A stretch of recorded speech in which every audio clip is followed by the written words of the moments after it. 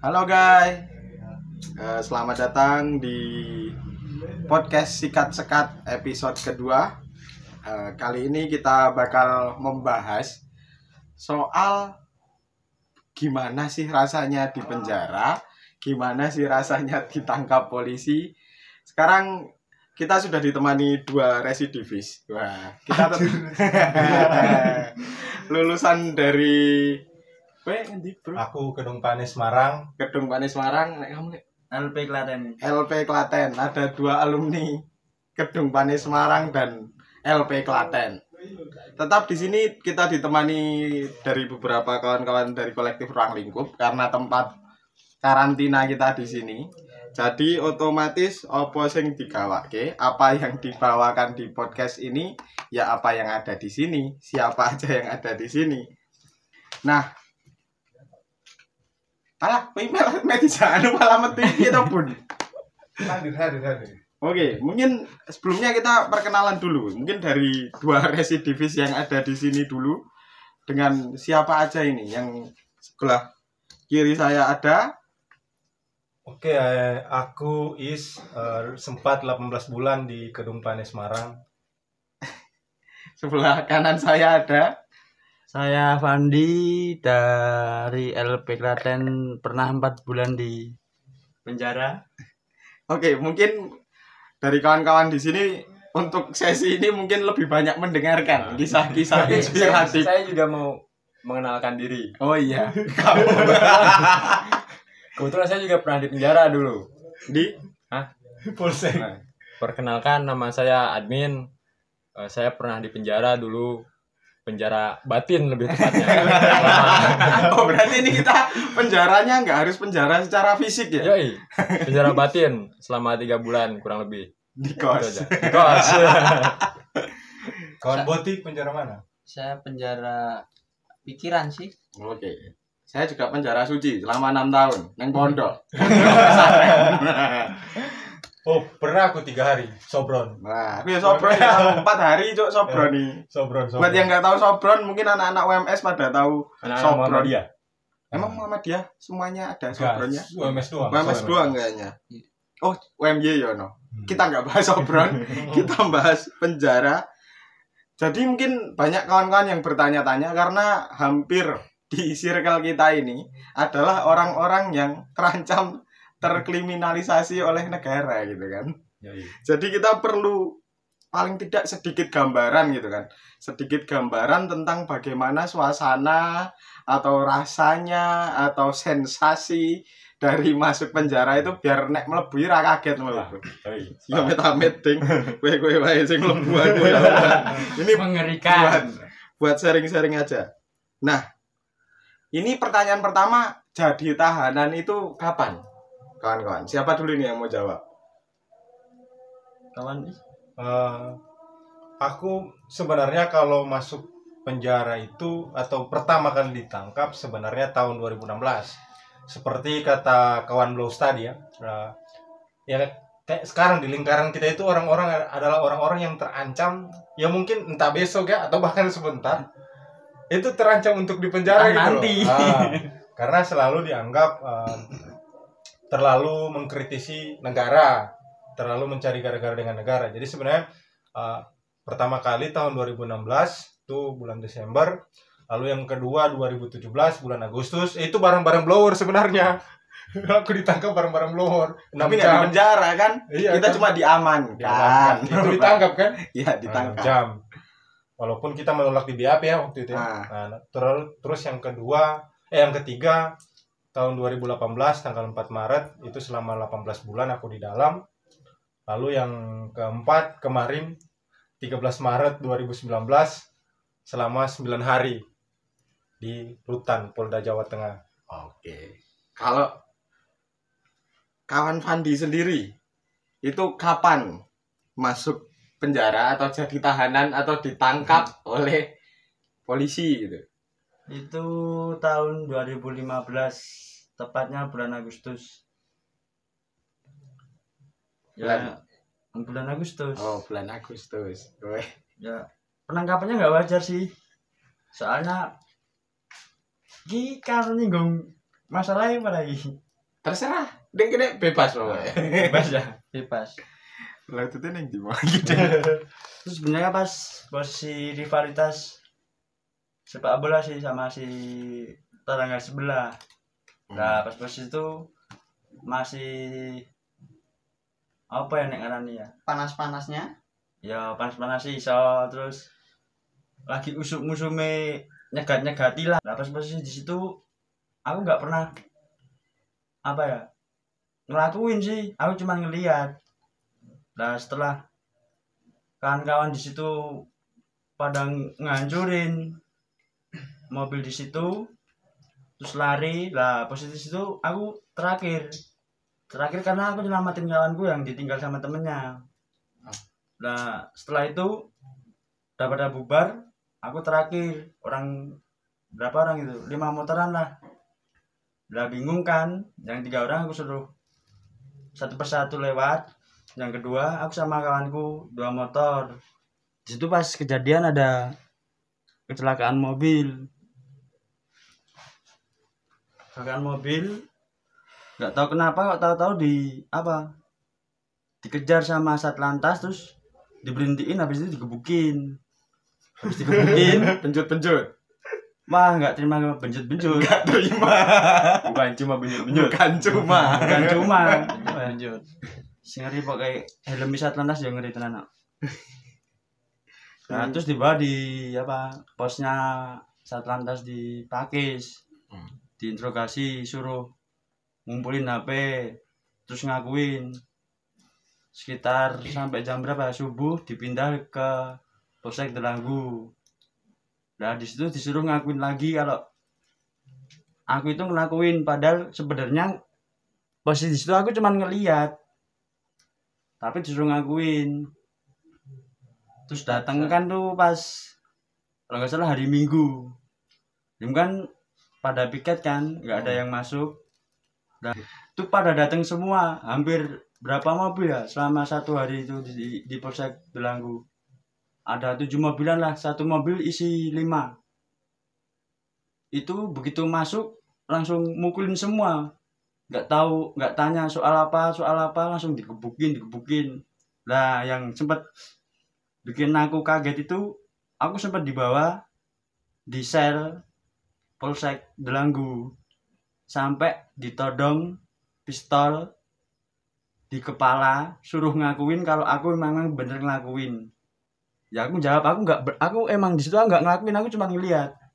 Tapi dipaksa suruh ngakuin. Ya udah aku akhirnya ngakuin. Pas itu terus disuruh balik lagi bikin BAP. Nah, pas di BAP aku ya di situ nggak gimana ya, alur BAP-nya udah beda. Nggak sama ngaku ya, intinya suruh ngaku. Ya udah selesai BAP, pindah di Polres sampai Polres baru dateng. Ya niatnya bagus sih, ngasih makan. Setelah makan digebukin lagi sampai subuh, padahal mulainya dari jam 7 malam sampai subuh digebukin. Kebayang kan rasanya digebukin. Kayak wong piro lek kebukin. Wah, akhirnya nanti ini buktinya enek apa penjutaan ini Masih ada benjolannya. membekas ini. Sampai lega ini sudah. Terus langsung habis itu dibawa ke tahanan atau gimana dulu, atau melalui proses-proses lain atau gimana? Di Cerita penangkapan ini. masih digebukin terus di BAP lagi. BAP-nya beda lagi sama yang di Polsek tadi. Udah suruh ngakuin, aku nggak ngaku terus. Akhirnya dipukulin lagi, suruh ngakuin, ya udah ngakuin. Setelah itu suruh olah TKP. Pas olah TKP, aku dipaksa suruh ambil barang bukti. Padahal sebenarnya aku nggak ngelakuin, cuman aku ngeliat di situ. Tapi dipaksa suruh ngakuin, ya udah aku milih batu yang kecil lah. Buat apa? Buat barang bukti. Setelah itu difoto, balik lagi ke Polres. Setelah itu BAP jadi, aku masukin tahanan selama 2 minggu terus diliput. Lah yang aku kagetin selama 2 minggu itu, batu yang aku pilih kecil itu kok jadi segede apa ya? Bola. Enggak, tabung gas 3 kilonan. Dipakani. Ya, iso le. Lah aku kaget. Lah yang aneh meneh nang jero kuwi Cik dijaluki det barang. Dienggo atensi. Ibaratnya kamar Sama. karo siji karo Premane. penjagane, Nah, kedua karo ya sing dianggap nek carane jadi kok RT ini kan lho Lek. Kuwi. premane. Anu, Sekitar 2 juta anu. Itu bayarnya per bulan. Waktu kuwi kudu kan bayar. langsung 2 juta gitu loh. Oh. Padahal kan ning kono sing dadi tahanan sing tersangka aku kan karo wong loro. Yo aku ya harus-harusan. Wong ning kene padha susah harus mbayare piye no. Ame ngubungi wong omah ya ora iso no. Wong padha teko sone no. Ya wis kuwi. Terus selang 2 sasi di layar neng LP Klaten. Wah, luwih kejem meneh kuwi, Lek. Aku nek mbayangke ya ampun, makme kaya ngono kae, neng kono jek dijaluki dit meneh. Ya ampun, anu. Kayak iki wong susah digawe susah meneh ngono. Wah. Ngeri. Lan kuwi jek tempuke karo napi-napi kok dadi basa Jawa ya. Bebas ya. Bebas. Tapi lebih bagus jika menggunakan bahasa Indonesia Oh, biar iya. pendengar-pendengar kita yang Oke. interlokal ini tahu. Nah, iki langsung neng anu ya. Ke Ke ya pas ada temenku di situ ya barengan dari Polres itu dimintain uang sama napi-napi situ per orang itu harus ngasih uang 2 juta. wah, Itu yang dari Polres di layar ke LP. Buat apa itu? Layar Ya, ini nggak dipindahin. tahu buat apa. Buat atensi atau apa nggak tahu. Itu per orang 2 juta. Dan akhirnya kan kita semua yang barengan dari Polres kan udah sepakat kalau kita semua kalau ada apa-apa satu kena semua. Akhirnya kejadian setelah aku vonis 2 minggu lagi aku bebas, kita sepakat yang minta uang itu suruh masuk ke blok kita. Benjati. Belum. Kita tanya baik-baik dulu. Ini maksudnya apa kok dimintain uang? Di sini kita udah susah kok dibikin susah lagi no. Enggak, itu buat atensi biar kamu di sini aman no. Lah kan kita di sini udah diamanin sama bapak-bapak sipir. Alah, Wih. bapak-bapak sipir. Neng ya orang aman kiting. Melu malah. Nah, akhirnya di situ mungkin ya kawan-kawan yang barengan dari Polres udah marah juga sih. Nah, sudah sepakat. Ya udah kita langsung kita tawurin aja. Dari Antar blok blok krim sama blok narkoba, kriminal. kriminal Kriminal umum. Kamu Mana masuk coba? blok mana? blok kriminal. Kriminal. Dari situ kita berantem sampai sempet tusuk-tusukan itu. Lah setelah itu kita disamperin sama kawan-kawannya yang dari narkoba yang kena itu.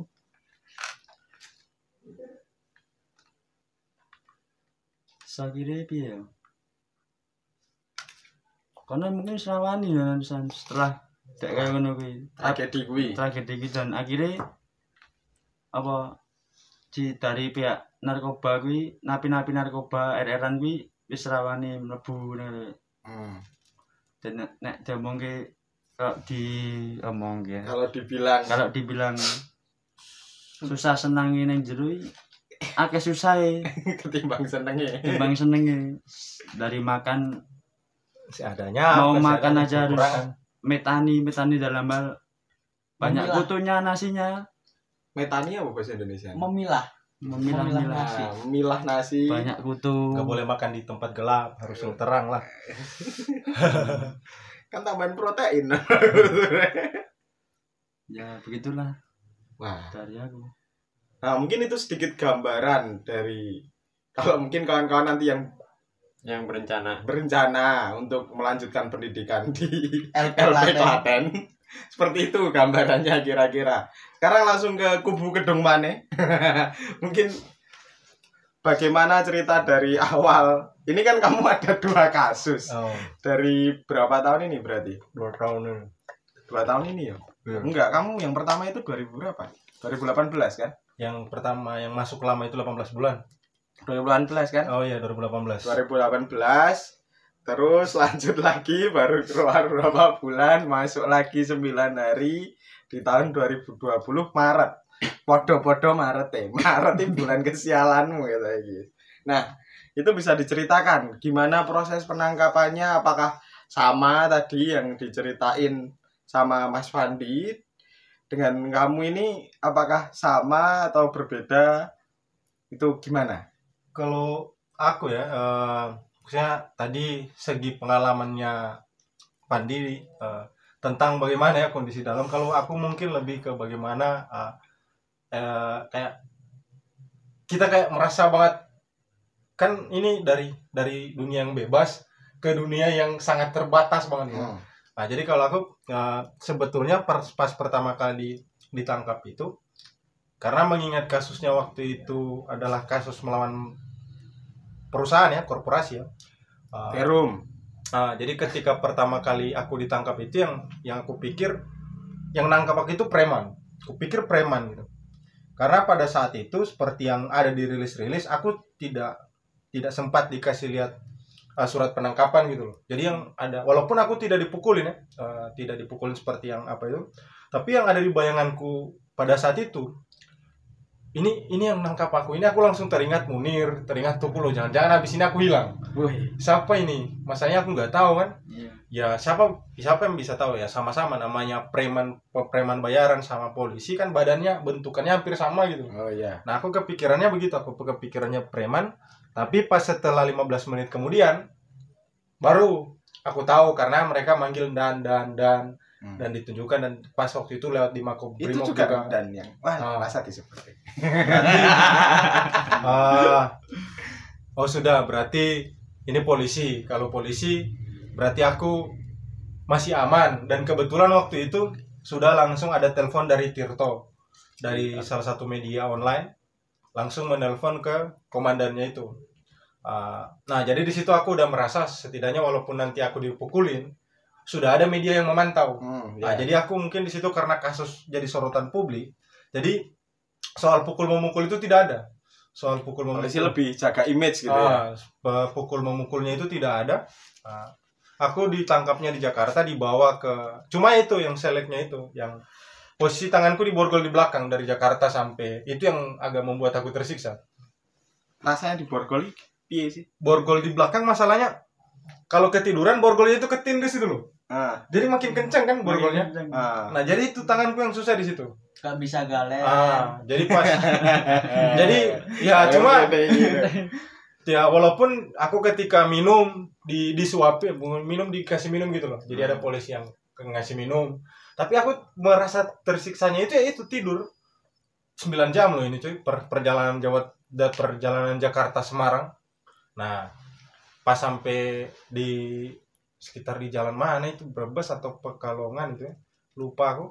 Itu aku mau diajak makan, tapi dengan posisi tangan diborgol ya. Aku malu lah, hampir di rumah makan aku diborgol. Lah aku nggak mau, aku bilang Pak kalau aku memang mau diajak makan, ya borgolku harus dilepas. Kalau nggak mending aku nggak makan.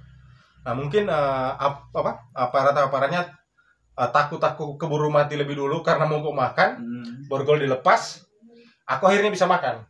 Nah, bisa makan dengan posisi ya udah dijagain aja.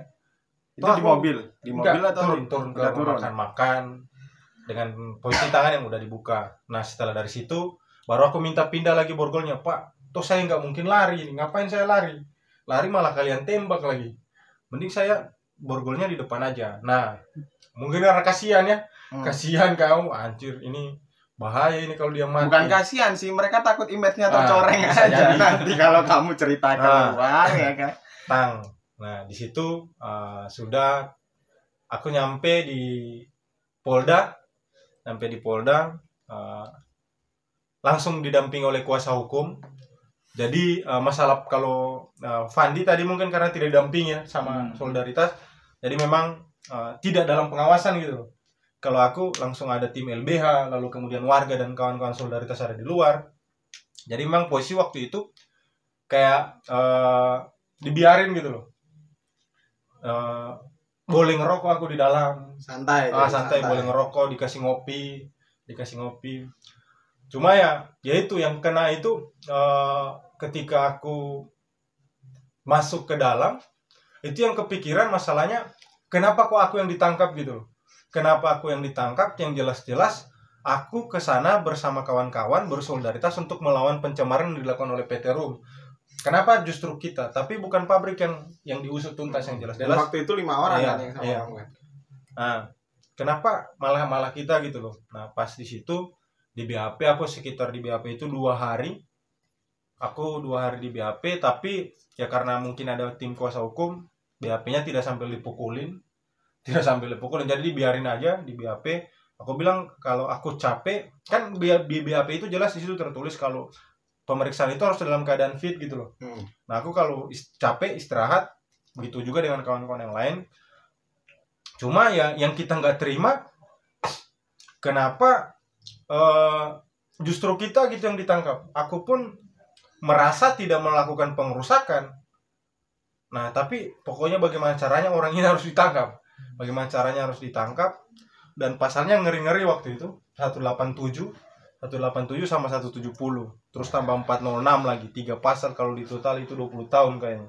Kalau ditambahin semua-semuanya 170 15, 187 udah tahu berapa, 406 2 tahun lebih. Nah, setelah selesai BAP, aku masuk ke dalam ketulungan karena ada senior UMS. Jadi sebenarnya pas aku masuk itu udah disuruh jalan jongko apa sama napi-napi lah. Mungkin kalau kebiasaan di sana ya, kebiasaan apa? Ospek manusia apa? Ospek mahasiswa baru, penghuni baru. Ada tradisi. Ada tradisi ospek. Kayak misalnya Pramuka. kayak nakut-nakutin gitu. Pramuka apa hubungan? Nakut-nakutin. Cuma untung aku ketulungan waktu itu ada orang yang aku bukan kenal, satu kampus mahasiswa UMS, alumni UMS. Dia kebetulan lebih dulu masuk, jadi agak aman. Aku dikasih rokok apa, tetep benge. Nah, cuma memang yang jadi pengalaman paling apa itu bagaimana caranya jangan sampai di penjara itu membunuh semangat gitu loh. Membunuh semangat misalnya dalam perjuangan. Karena pas di dalam itu, jujur aku ya, selama 18 bulan itu, 3 bulan pertama itu yang paling sulit. 3 bulan pertama paling sulit karena kita harus memulai membiasakan diri dengan kehidupan yang serba terbatas. Entah dari aksi, dari makanan, lalu kemudian dari tidur yang, tidur tumpuk-tumpukan, lalu kemudian tidak bisa berkomunikasi lewat gadget ya. Smartphone. 3 bulan pertama itu untung aku merasa kuat itu karena ada solidaritas dari luar. Nah, makanya ini aku bilang ada kampanye-kampanye kawan-kawan di luar yang ketika ada orang di penjara itu kayak seruan jangan biarkan mereka sendiri, bebaskan kawan kami, atau kawan kami, kamu tidak sendiri kawan. Nah, itu sebenarnya itu menguatkan gitu loh. Karena ketika kita di penjara gara-gara dalam perjuangan, hal-hal seperti itu meskipun kecil itu sebenarnya menguatkan. Lalu kemudian ada pasokan-pasokan buku. Beruntung ada dulu kawan-kawan yang memasok aku salah satu buku yang dikumpulkan oleh Pram, cerita dari Digul. Nah, cerita dari Digul itu cukup banyak membuat semangatku tetap terjaga gitu loh. Ternyata ada yang lebih susah gitu loh dari aku. Bahwa dalam perjuangan ini banyak orang yang harus diasingkan, yang harus dipenjara, jadi kayak dibuang gitu loh. Aku cuma segini gitu loh, masih bisa aku makanan masih bisa diakses. Nah, mereka harus nyari sendiri. Aku disediakan walaupun seadanya, walaupun harus dipilah-pilih itu karena banyak batu dan kutunya, tapi aku masih bisa makan. Nah, yang lain itu susah. Lalu kemudian ada kawan-kawan buruh yang ngirimin aku buku juga nyanyian seorang bisu, bukunya Pram juga nyanyian seorang bisu. Nah itu cukup banyak menguatkan. Jadi hal-hal seperti itu memang pengalaman dari orang-orang sebelumnya itu cukup banyak menguatkan. Lalu ada bukunya Ibunda karya Maxim Gorky, itu cukup banyak membuat aku tidak merasa terpuruk gitu loh. Tolstoy. Tolstoy, Anna Karenina. Nah, Itu yang salah satu buku juga yang dikirimin, Anna Karenina. Nah, yang paling banyak berefek itu sebenarnya ketika salah satu kawan menceritakan tentang kisah Philip Karma sih. Nah, itu yang paling banyak aku paling ingat pesan Philip Karma itu yang kalau kita dipenjara gara-gara perjuangan, atau kita dipenjara karena kriminalisasi, anggap saja kita itu hanya pindah tempat, hanya pindah kos-kosan dari rumah sini, dari rumah yang agak mewah ke rumah yang pas-pasan gitu loh. Nah itu sebenarnya yang agak menguatkan. Cuma ya namanya dalam perjuangan ya, ada kalanya penangkapannya itu atau kasusnya itu kayak nggak benar gitu. Jadi dibikin-bikin. Karena dari dulu sejak zaman Diponegoro dijebak oleh tentara Belanda. Lalu kemudian Diponegoro apa Stirner? Bukan Diponegoro yang semalam. Nah, terus ada Theus Eluai yang kemudian malah mati ya. Terus kemudian ada Philip Karma. Lalu ada Pram juga sendiri kan. Nah, itu sebenarnya kalau Pram malah lebih bahaya, dia tidak pernah disidangkan kan. Nah, itu sebenarnya hal-hal yang ketidakadilan yang sebenarnya kita tidak dapatkan gitu loh. Kenapa kalau memang pabrik yang sudah melakukan pencemaran lingkungan bertahun-tahun, kenapa bukan mereka yang ditindaki gitu loh? Justru malah warga yang melakukan perlawanan. Nah ini sebenarnya sesuatu yang bagiku sulit untuk aku terima gitu loh sampai sekarang. Karena 18 bulan itu cukup membuat aku kehilangan banyak hal gitu loh. Kehilangan banyak momentum dengan pacar. Kehilangan momentum dengan pacar ya. Kehilangan momentum kayak kuliah gitu, harus tersendat-sendat ya sampai sekarang. Kuliah sampai sekarang belum selesai gara-gara 18 bulan. Kalau boleh ditotal 4 semester lah harus terkendala. Itu sih kalau aku. Nah, ini yang pengalaman kedua belum kamu ceritain kan, kamu 2 kali nih. Yang kedua sempat digerebek di sini nyariin kamu kan, mana Subayu dan segala, dan kamu masih tersangka. Nah ini yang sekarang juga kasus yang kedua ini setelah bebas kurang lebih 7 bulan setelah aku bebas, akhirnya aku ditangkap lagi dengan hobi bukan hobi ini. Ditangkap lagi dengan kasus undang-undang ITE yang dilaporkan yang anehnya oleh mahasiswa, anggota dari salah satu organisasi ya, merah hitam. Merah hitam itu? Iya, merah hitam dan kuningnya. Jadi nggak tahu kenapa, padahal tadinya aku sama si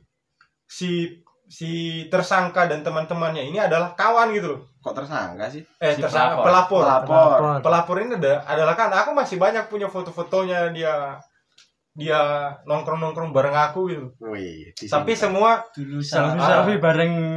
Selfie bareng malah. Nongkrong di beer garden bareng. Ada. Ternyata dilapor. Oke, ya Allah. Minum ciu bareng ada, bareng mereka berdua. Aku masih punya foto minum ciu bareng mereka dengan ciu juga. Ya lumayan. Kamu mesti nggak Is? Minum klutuk bareng. Ya Klutuk dulu kalian ingat gitu loh. Iya, Kan dia minum di sini bareng kita kan? Iya. Nah, padahal si tersangka ini pernah minum bareng kita di sini. Pelapor tersangka. Kamunya tersangka. Kamu kan. Aku sama pelapor ini ya bukan cuma sama aku, sama kawan-kawan juga kan, mereka pernah minum bareng-bareng gitu. Nah, cuma sejak kasus yang kita publikasikan itu tanggal 3 Januari, yang kasus yang kita sempat umumkan sampai yang akhirnya membuat Sukoharjo melawan racun tarik diri dari Mutar itu. Nah di situ mulai crash. Sebenarnya kita sempat disomasi setelah mempublikasi balik. Sempat setelah setelah mempublikasikan kasus pelecehan dan perselingkuhan itu, sebenarnya kita sempat disomasi oleh ada surat somasi langsung dari Panji yang kita beri sanksi. Nah, setelah itu kok malah aku dilaporkan dengan kasus ujaran kebencian ke Jokowi gitu. Nah, anehnya mereka berdua ini pelapor. Orang yang dulu kalau bisa dibilang makan, tidur, ngopi, ngerokok, ngeciu, klutuk, beer garden bareng-bareng gitu loh. Nah, itu aku digerebek. Tiba-tiba digerebek posisi sementara buang air besar anjir. Anjir, aku sementara buang air besar. Sebenarnya satu malam sebelumnya itu bareng Abud ya. Iya. Abud ku minta temenin Habis kamisan. habis kamisan karena ada info salah satu kubu yang ngelaporin ini kedapatan sama kawan-kawan pas kita sementara kamisan sedang berada sama polisi-polisi ya di Burjo Kaila ya, ada beberapa kawan. Nah, aku posisi waktu itu sementara buang air besar, cuma mungkin karena memang seperti yang kamu bilang tadi takut jadi perhatian publik, akhirnya gak usah diborgol. Ini dia kooperatif kok. Tapi kan kamu didobrak. Dobrak. Lagi ngising. Posisi sementara ngising. Nah, langsung komandannya itu Pak Supa aku namanya itu, dia langsung masuk. Oh, jangan. Biarin dia selesain dulu. Nah, cuma yang lain udah bentak-bentak. Begitu dia masuk, dia bilang gak usah, dia kooperatif. Dan ini bukan penculikan ya. Karena mungkin waktu itu poster yang aku 2018 kan hilang diculik. Nah, itu langsung ini bukan penculikan ya. Ini surat penangkapan. Cuma mau difoto sama kawan-kawan nggak bisa. Mau difoto itu nggak boleh. Nah, yang aku bikin sebel itu buzzer, nggak tahu buzzer manusia dari mana, buzzer-buzzernya apa, mereka terlahir dari seorang manusia atau enggak. Kok bisa-bisanya aku malah disebarkan aktivis mesum gitu loh. Penggerebekan gara-gara mesum. Padahal aku jelas-jelas undang-undang ITE. Padahal yang musuh Panji ya.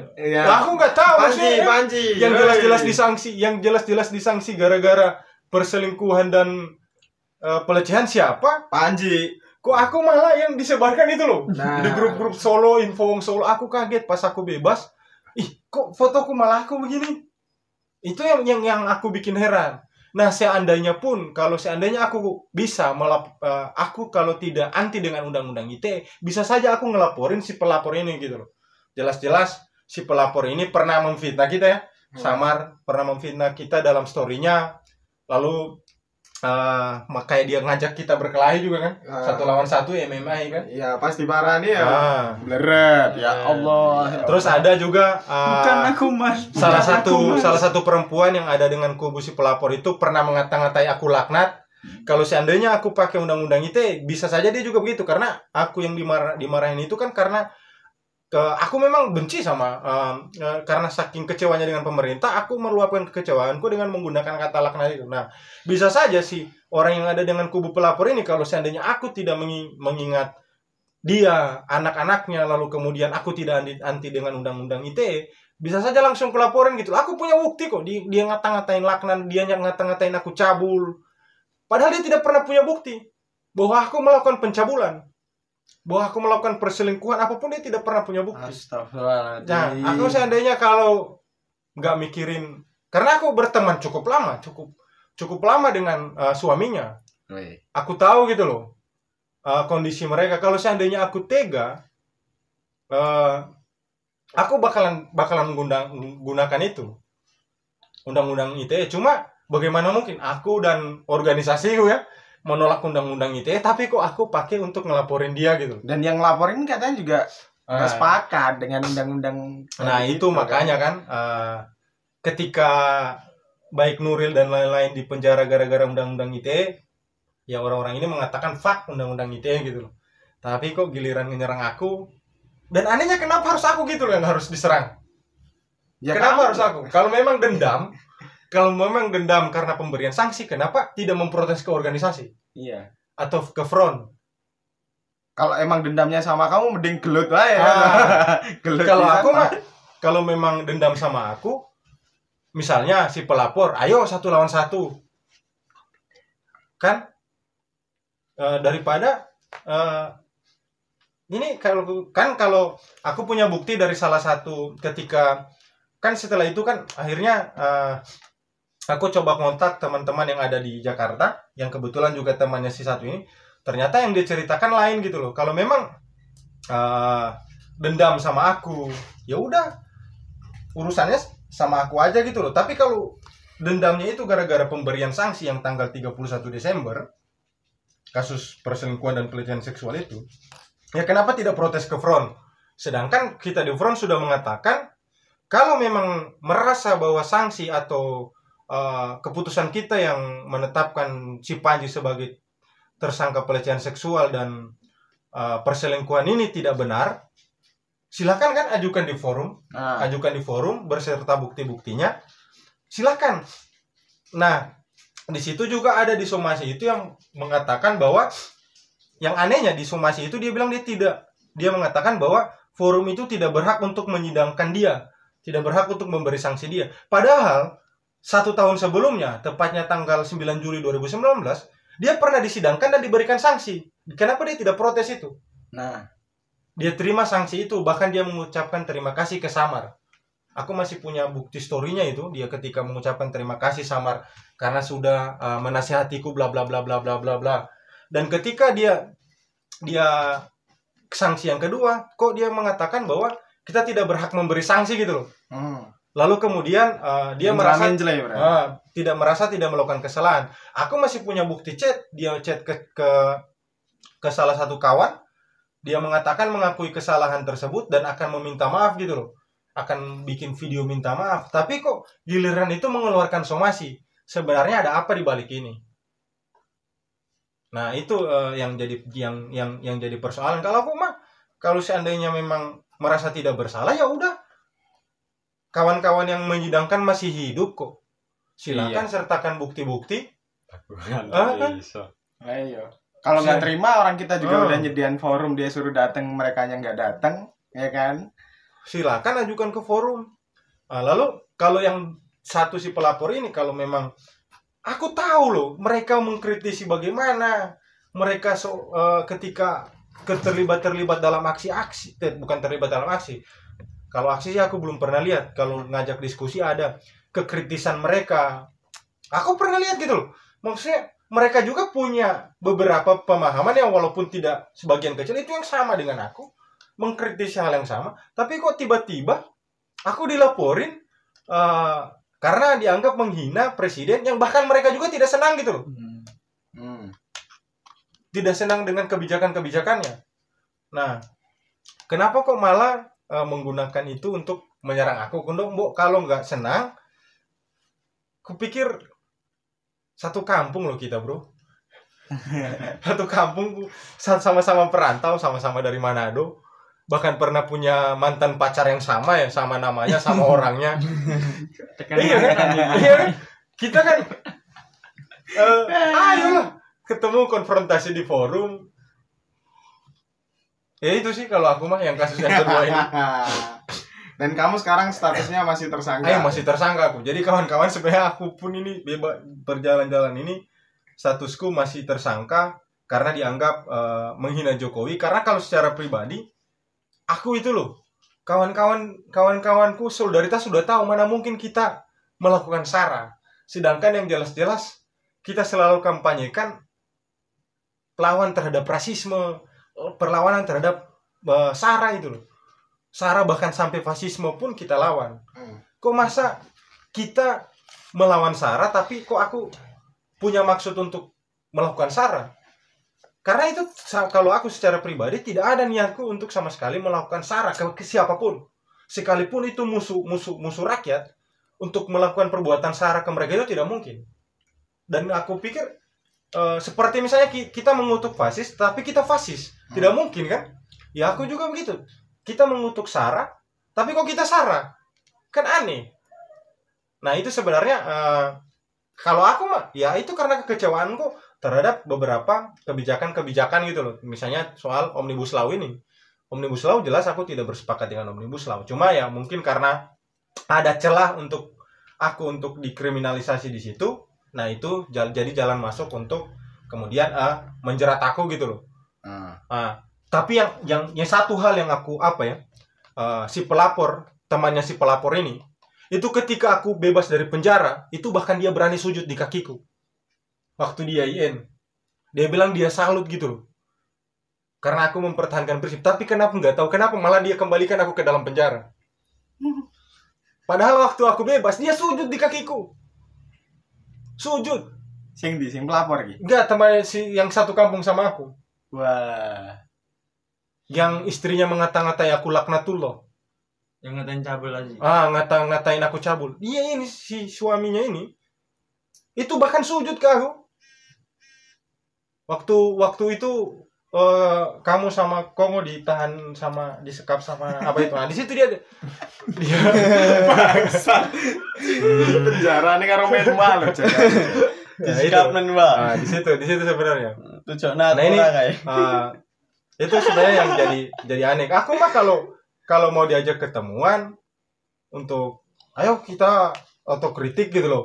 Otokritik ya maksudnya sesama orang yang ada terlibat di organisasi mahasiswa. Ya udah ayolah. Kritik otokritik gitu loh. Gampang gitu lah, enggak usah bawa enggak usah bawa undang-undang, apalagi undang-undang yang jelas-jelas anti demokrasi gitu loh. Kalau memang tidak senang dengan aku, ya udah ayo kritik otokritik, dikritik bikin forumnya publik gitu loh, disaksikan banyak orang, kawan-kawan mahasiswa, ya udah ayo kita kritik otokritik di situ, ngeliatin kan, itu jelas-jelas lebih demokratis. Nanti live streaming aja. Kalau bisa lah. Live streaming juga bisa. Live Itu sih. Cuma ini yang aku takutkan akan menjadi salah paham orang itu ketika aku dibilang sara gitu loh. Ini yang harus aku pertegaskan bahwa tidak ada sama sekali bagiku untuk menjadi pelaku atau bermaksud untuk melakukan perbuatan yang sara gitu loh. Dari buktinya pun, dari unsurnya pun kan nggak ada sara. Itu makanya itu masih harus diperdebatkan karena secara pengalaman atau track record secara pribadi pun aku tidak pernah punya pengalaman sara gitu loh, dan tidak akan pernah melakukan sara bagiku karena aku sangat membenci tindakan-tindakan yang berbau sara. Tindakan-tindakan yang berbau sara itu aku sama sekali tidak pernah bersepakat dan tidak akan pernah bersepakat. Nah itu, jadi itu yang harus aku tekankan ke kawan-kawan yang ada di luar sana, seluruh masyarakat Indonesia pun ya, bahwa aku secara pribadi tidak akan pernah melakukan perbuatan sara, dan bagiku apa yang aku lakukan sejauh ini memang tidak pernah berbau sara gitu loh. Kalau memang tiba-tiba tidak mau mempertanyakan tentang apa yang aku ucapkan, ya tanyakan langsung saja. Tanyakan langsung.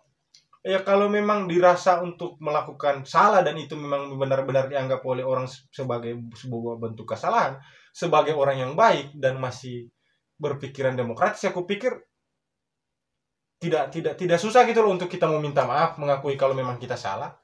Tapi kok bisa-bisanya aktivis mahasiswa gitu loh, yang jelas-jelas banyak kawan-kawannya di penjara gara-gara undang-undang ITE, dikritisi dibungkam gara-gara undang-undang ITE, tapi pakai undang-undang ITE untuk membungkam orang yang bisa dibilang teman ciu dan teman ngelutuknya barang gitu loh. Padahal mah beli ciu aja dulu bareng-bareng. Urunan. Gitu sih, urunan lagi. Nah, gitu sih. Oke, mungkin ke hal selanjutnya yang ini kawan-kawan udah ada gambaran ya, berarti ya udah ada gambaran gimana nanti kalau kawan-kawan terancam dikriminalisasi, bisa jadi kisah inspiratif buat kawan-kawan nanti saat masuk penjara. Jadi udah wah ra kaget aku. Guys ke ceritane guys ke ceritane Mas Fandi.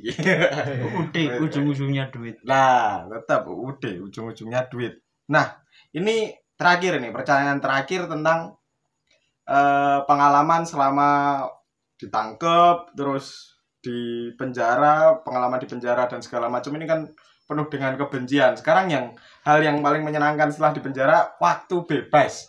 waktu bebas itu gimana sih rasanya? Waktu bebas itu siapa ini yang mau jawab dulu? Fandi aja dulu. Waktu bebas itu setelah berapa bulan atau di penjara gitu dengan singup ngono kan. Ngomongnya Kalau rasanya sih masih gimana ya? Sulit buat adaptasi sama lingkungan luar gitu loh. Tapi seneng aslinya. Seneng tapi nggak bisa ngerasain senengnya itu, senengnya pas keluar. Jadi masih Parno. nggak parno, linglung lah. Bingung apa yang mau dilakuin gitu kan. Iya, Kak. Apa ya? Kayak terbiasa Kayak dengan Patrick. Yang sebelumnya di penjara nggak bisa ngapa-ngapain, cuman di situ nggak ada aktivitas apa-apa, terus keluar bebas. Itu nggak, ya kalau dia mau seneng, tapi kalau dalam hati sama pikiran tuh nggak bisa ngerasain senengnya itu, masih gimana ya, masih pikiran lah, gimana ya rasanya, bingung lah. Tapi ya angel aku Di penjara mah pokoknya seneng tapi harap ngopo bingung. terus linglung. Ini coba iki adaptasi itu butuh berapa bulan ya, 3 mingguan aku dulu Baru Baru bisa bisa, beraktivitas normal lagi normal. gitu. Jadi nggak langsung ujuk-ujuk keluar dari penjara langsung wah konco-koncoku ya. Oke, mungkin kalau gimana Kalau rasanya waktu aku ya, keluar pertama? waktu keluar memang agak kebingungan ya, terbiasa tidak melihat mobil, tidak mendengar keributan, terbiasa tidak ada tempat-tempat yang ramai dan ribut gitu loh.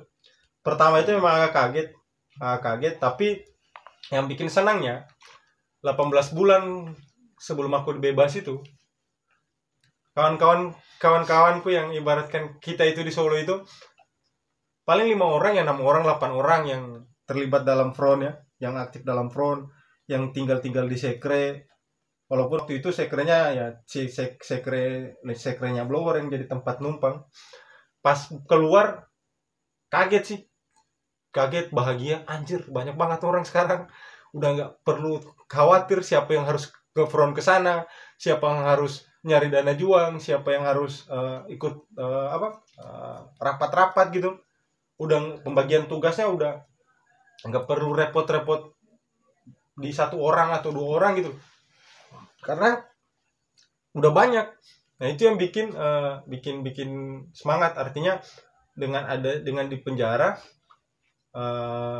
dengan pas keluar kita udah banyak kawan itu, wah itu udah bikin senang lah, udah banyak yang bakalan aksi rame-rame, bahkan tidak perlu ngajak orang lain yang belum ada dalam lingkaran. Kalau mau aksi kita aja untuk kampanye solidaritas sudah bisa gitu loh, karena udah banyak masa aksinya, udah internal kita aja udah banyak gitu loh yang dalam lingkaran, yang tinggal dalam satu sekre rame-rame.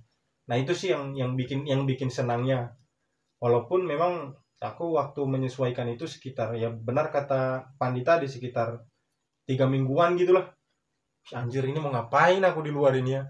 Kalau di dalam kan aku tidur, makan, tidur, dijagain sama sipir kan, tidur dijagain loh.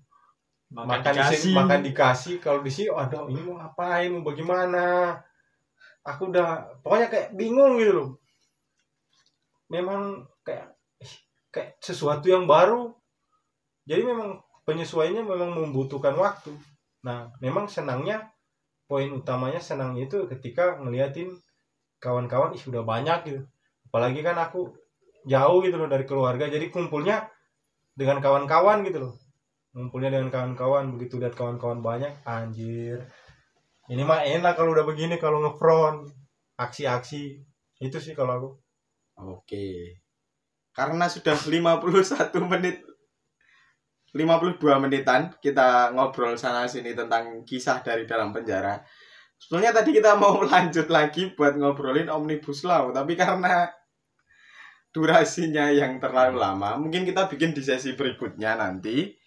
Setelah ini mungkin podcast episode kedua ini tidak terlalu urakan karena kita hanya mendengarkan bagaimana kisah-kisah kawan-kawan kita yang pernah mengalami hidup di penjara gitu kan.